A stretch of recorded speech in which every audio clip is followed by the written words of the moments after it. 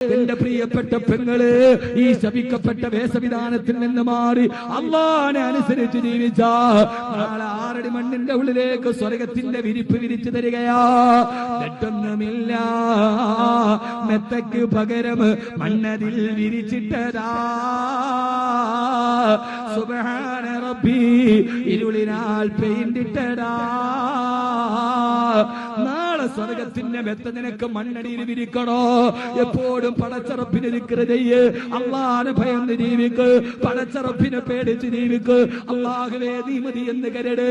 പെങ്ങളെ, നീലഗിരിയിലെ പെങ്ങളെ, നൂറ്റാണ്ടുകൾക്ക് മുമ്പ് ആളുകൾ താമസിക്കുന്ന ചന്തയിലൂടെ കണ്ണു മാത്രം വെളിയിലോട്ട് കാണുന്ന രീതിയിൽ ഒരു സുന്ദരി പെണ്ണ് നടന്നു പോവുകയാ. അവളുടെ രണ്ട് കണ്ണല്ലാതെ മറ്റൊന്നും വെളിയിൽ കാണാൻ പറ്റില്ല. ആ സമയത്താണ് ഒരു പൂവാലനായ ചെറുപ്പക്കാരൻ പുറകെ കൂടിയിട്ട് ആ പെണ്ണിനോട് പറഞ്ഞത്, പെണ്ണേ ഓ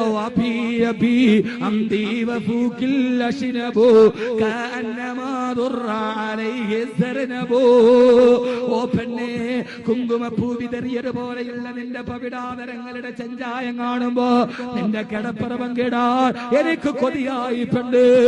ആ സമയത്ത് രണ്ട് കണ്ണുകൾ മാത്രം വെളിയിൽ കണ്ടിട്ട് ശരീരം മുഴുവനും മറച്ചുപോയ നൂറ്റാണ്ടിലെ സാരികത്തായ പെണ്ണ് ആ ചെറുപ്പക്കാരനോട് പറഞ്ഞ്, ചെറുപ്പക്കാരാ, ഇത്തഖില്ലാ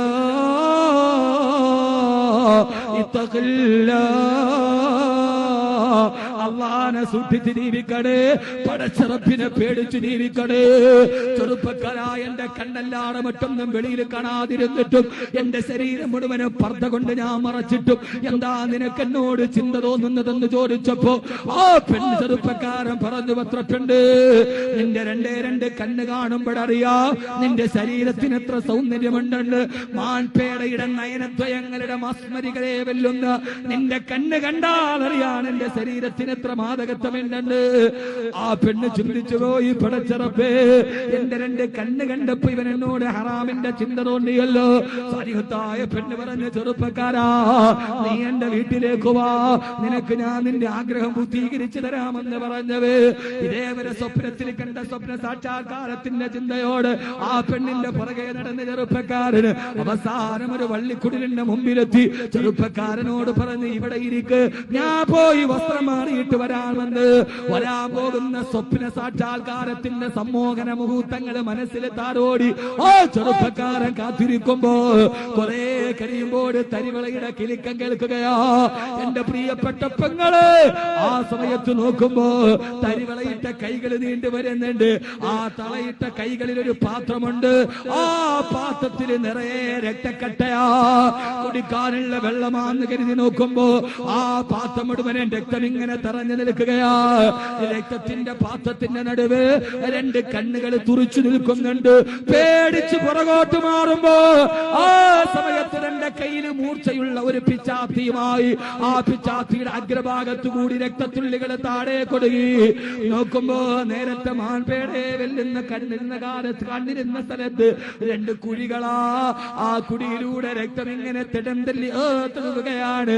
പേടിച്ചു വരണ്ടു പോകുമ്പോ ആ പെണ്ണ് പറഞ്ഞു, പത്ര ചെറുപ്പക്കാരാ, ശരീരം മുഴുവനും മറച്ചു നടന്നിട്ടും എന്റെ 2 കണ്ണ് കണ്ടപ്പോഴാണ് നിനക്ക് എന്റെ ശരീരത്തോട് കാമത്തിന്റെ കൊതി തീർന്നതെങ്കിൽ പടച്ചറപ്പിനിഷ്ടപ്പെടാത്ത വഴിയിലേക്ക് എന്നെ കൊണ്ടുപോകുന്ന കണ്ണെനിക്ക് വേണ്ട